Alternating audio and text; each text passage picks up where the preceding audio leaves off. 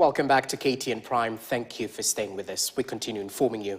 Now, the spotlight is once again on the National Police Service, the Ministry of Interior, and the Office of the Inspector General after a police officer shot a hawker at point-blank range in Nairobi CBD. Security expert George Musamali has trained his lens on Inspector General Douglas Kanja, blaming him for the chaos that unfolded in full view of the nation. He's now questioning the true chain of command within the police service, hinting that some orders may be flowing from shadowy external powers. Winfrey Owino reports. Like countless protests that have lit the country's streets since independence, there was tear gas, panic, gunshots, and tragically, there was blood.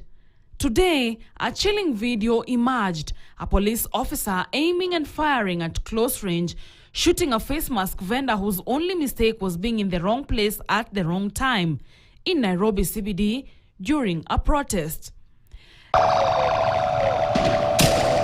The footage has sent shockwaves through a nation already on edge.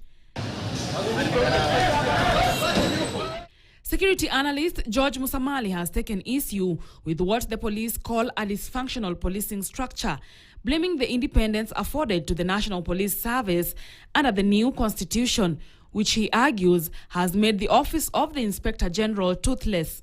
So with the 2010 constitution and 2014 security bills, we gave back the powers of appointing the Inspector General of Police to the executive, the two DIGs to the executive, and we handed over the control of the police to the executive. Okay. And this is what has gotten us where we are right now. This is not the police service that we envisioned when we promulgated the 2010 constitution, where we said we are moving from a police force to a police service. And unless we correct this now, I think we are now going to sail in uncharted waters. Musamali claims that command may be coming from outside Vigilance House, suggesting a dangerous trend where police officers may be acting on orders from unaccountable power centers. Are we having a national police service that is not under the control of the IG? It's not under the control of the two DIGs. That instructions are coming from elsewhere. And that is why you will see the impunity when the governor of Nairobi will say, I'll protect Nairobi at all costs, which is not its mandate. Yes. That is not his mandate. This is why you see people like Farouk giving instructions to the police and to Sakaja and telling him at all costs to protect the city. Protect the city. What resources was he going to use? The police are in a quagmire. Okay. They don't know what to do and what not to do. And the Inspector General of Police, Douglas Kanja, rein in on rogue officers. The public's distrust has only grown since the death of blogger Albert Ojwang 10 days ago.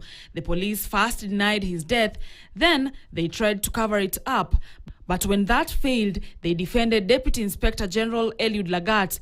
Only after intense pressure did he step aside. And when CS Murkomen finally announced police reforms, the ideas were neither new nor radical, digitizing occurrence books.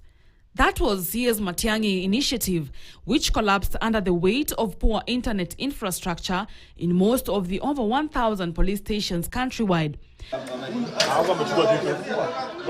Now, the National Police Service confirms that the vendor shot at point-blank range is still alive and receiving treatment, and that the shooter, identified by digital citizens, is in custody.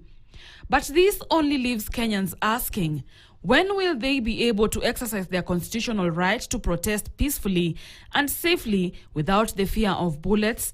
According to Article 37 of the Constitution of Kenya 2010, every person has the right, peaceably and unarmed, to assemble, to demonstrate, to picket, and to present petitions to public authorities.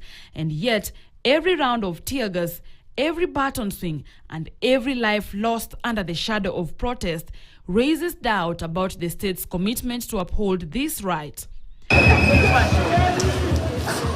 So when will the security apparatus stop treating civil dissent as a threat and start treating it as a democratic guarantee?